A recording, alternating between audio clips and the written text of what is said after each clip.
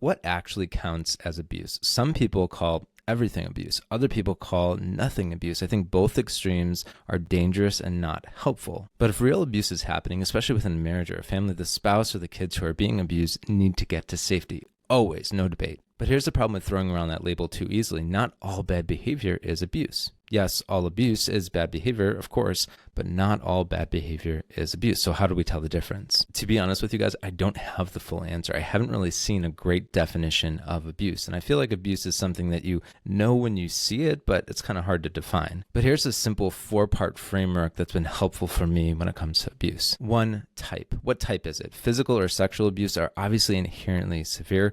Emotional or verbal abuse can obviously be very serious as well, but they're typically harder to define and less severe typically. 2, severity. So how severe is it? Getting hit is obviously more severe than one cruel comment, but one cruel comment is not the same as constant insults or manipulation. 3, frequency. How frequent is it? So a one-time screw-up is obviously different than an ongoing toxic pattern. Sure, a one-time screw-up can be really impactful, but it is different than an ongoing pattern. 4, personal threshold. So what's the threshold of tolerance of the person who's enduring this? This one's really tricky. A psychologist I spoke with mentioned how some people can tolerate more bad behavior than others, but just because you can endure something doesn't mean that you should. And I think the bottom line is that we just need to call real abuse what it is so people in those situations can get help and get to safety. But throwing around the abuse label too easily, honestly, I think that can destroy families that still have hope, even if there's bad behavior that needs to be corrected and stopped. But if you've seen a definition of abuse that's clear and balanced, I'd love to see it. Feel free to drop it in the comments.